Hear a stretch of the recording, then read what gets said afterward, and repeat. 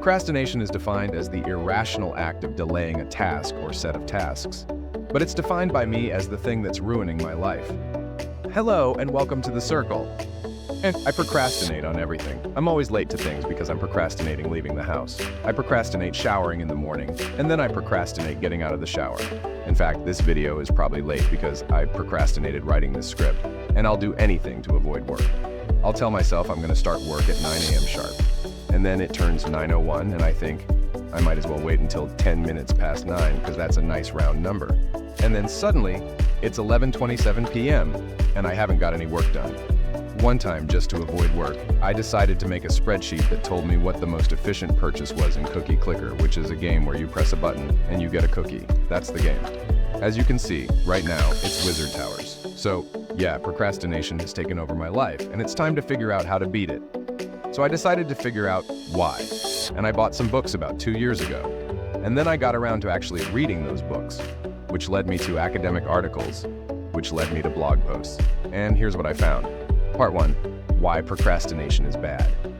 I generally think that people know why procrastination is bad. You put off things that are genuinely important to you, like texting your mom or reading a book that you've been interested in. And also things that you aren't as interested in, like texting your mom or reading a less interesting book. Maybe you've had to cram for an exam because you didn't pace out your studying properly, or at work you've put off preparing for emails. I have no idea what people do at work. Anyway, everyone knows that procrastination leads to people stressing over deadlines, but that's not the whole story. There are actually 2 types of consequences of procrastination. And as far as I know, nobody has actually named them, so I'm just going to give them my own names. If they catch on, then I can become the guy who named them. The first is what I call tangible consequences. These are the things that come with deadlines. It's the failed grade if you don't hand in an essay on time, or the upset friend if you miss your train, which consequently means you miss their wedding, for example. In these cases, there's a direct and negative consequence that comes with procrastination. And the closer you get to the actual negative consequence happening, the more likely it is that panic and stress take over, and suddenly, you are able to be hyper-focused and motivated to get the thing done just in the nick of time. For me, that means submitting an essay 14 seconds before the deadline. I wouldn't recommend it. This means that you can basically live your life as a high-functioning procrastinator.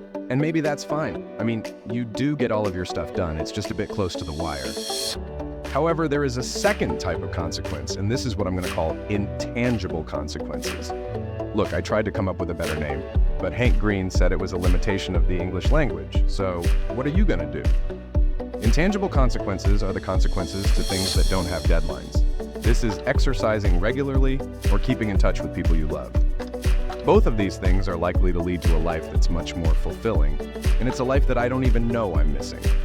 Procrastination can eat into all of the possibilities of joy and happiness that we could be experiencing, and that's something that I don't think gets talked about enough. So this is me telling you to think about it. So if procrastination is that bad, why do we do it? Part 2, why we procrastinate. Procrastination is a symptom of a psychological phenomenon called time inconsistency. We tend to value immediate rewards over our future consequences.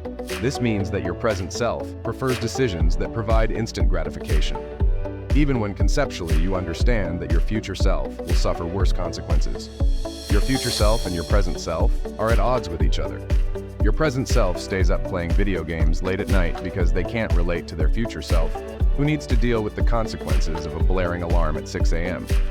Your present self keeps putting off that essay that's due in a month because your future self can panic write an essay the night before the deadline.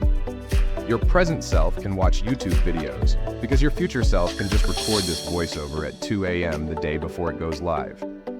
Part 3, how to stop procrastinating. So I've developed what I'm calling Taha's 5 easy steps to defeating procrastination based on other people's research, writing, and experimentation that I'm now summarizing. The sources are always in the description. And one of the tools that I've used to defeat procrastination is Notion. And personally, that's very exciting because Notion is an app that I use every single day.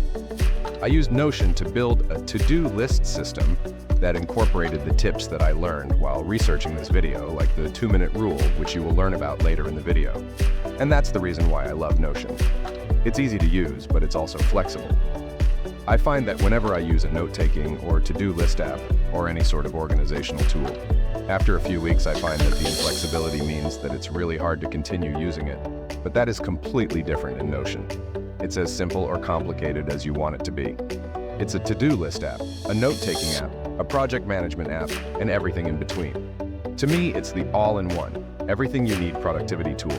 And best of all, it is free for personal use. I used it all the way through university, and I'm still using it right now. In fact, I use Notion every day to run, answer, and progress. And I use it to run my whole life. It helps me stay organized, run meetings effectively, and keep track of videos that I want to make in the future. It's also my favorite app, and I'll tell anyone about it who will listen. And now I'm getting paid to talk about it, and hopefully I can continue talking about it in videos. Anyway, it took me a few minutes to build a to-do list system that I could use that incorporated the 2-minute rule. And if you're curious about my template, you can also create your own. And now, how to stop procrastinating. Step 1, eat the frog. Do your most important task first. The big, ugly frog of the day is your most important task. Getting it done early in the day when you have the energy will give you the momentum to propel you forward for the rest of the day. You'll be crushing it in no time. I started this process a couple of days ago, and I'm already seeing productivity gains. I can do almost double what I was doing before. My skin is clearer, I'm no longer stressed, and I'm getting loads of likes on Twitter. The only issue is I'm lying. It didn't work. Did you really think an answer in progress video would be that simple? The only issue is instead of getting my most difficult task done early in the day, I'm just avoiding getting started altogether. I feel guilty about doing any other easier task because I'm supposed to be eating the frog, so I end up doing nothing. Okay, maybe doing the most important task first would make me more productive if I wasn't a professional procrastinator, but I am a professional procrastinator. I have a doctorate, so I need another plan. Step 2, eating the tiny, very delicious frog. While eating the frog or doing the most important task first might be an effective strategy for some people, I'm not some people. I need help doing the bare minimum. In a blog post, James Clear of Atomic Habits fame says, "The friction that causes procrastination is usually centered around the starting behavior. Once you get going, it's often less painful to keep working." I don't know why I'm reading from the book. He said it in a blog post. So here's the plan. I'm gonna make my frog tiny and delicious. I'm gonna make the task so small that getting started becomes almost trivial. I'm gonna use the 2-minute rule. I just have to do the task for 2 minutes. No more, it's 120 seconds. I spend more time trying to remember how old I am. Surely I could manage 120 seconds, right? Am I 12? And once you get going, you enter a virtuous cycle of doing the thing, which leads to a sense of accomplishment, which leads to motivation, which leads to doing the thing, which leads to a sense of accomplishment, which leads to we're no longer waiting for motivation to strike. We're generating motivation by doing the thing. Step 3, build a library. When I was at university, I only had one thing on my to-do list, which was to get to the library, because once I was at the library and I was surrounded by people who were also working, I felt self-conscious about scrolling through Twitter and not working. The fact that there were people around me working forced me to overcome my procrastination because the uncomfortability of procrastinating had increased. So to replicate that post-university, I've started co-working with friends online. Co-working. Step 4, the walled garden. A commitment device is a technique that makes it harder for you to procrastinate. You build a series of barriers that prevent you from falling into the common procrastination traps. Do you get distracted by your surroundings? Put on some headphones and listen to the lo-fi. Do you get distracted by your phone? Destroy it. Do you find yourself on YouTube.com watching videos about procrastination instead of actually doing something productive, just so you feel productive? Download a website blocker to make it harder for you to access the websites that get you distracted. By moving my phone to a different room and using a website blocker, I was able to prevent myself from reaching for the tools that make me procrastinate. Step 5, stop working. Don't do more today than you can completely recover from by tomorrow. Greg McKeown. I found that procrastination meant I spent more time at my desk, spending hours trying to get to work and a small amount of time in the evening frantically cramming the work from the day and no time resting or relaxing or doing any of the stuff that you're supposed to do. I started procrastinating my sleep to try and claw back some of the hours that I would have spent relaxing in the early hours of the AM, which just meant I was tired, unmotivated, and miserable the next day. And then the cycle would continue. And then I stopped working. I had a hard cutoff at 6 p.m. and I would just stop work. And this had 2 effects. The first one was I stopped procrastinating. I felt a sense of pressure to get my work done before 6 p.m. because I knew afterward I wouldn't work anymore. The second effect was a sense of relief. I knew I wouldn't punish myself by working in the evenings to try and cram all of the work that I should have done in the day. I ended up happier, healthier, and ultimately more productive. Sometimes working isn't about brute forcing all the tasks that you have to do in the day. Sometimes it's about pacing yourself, getting rest, and eating those tiny, delicious frogs. Thank you for joining me on this journey to understand procrastination.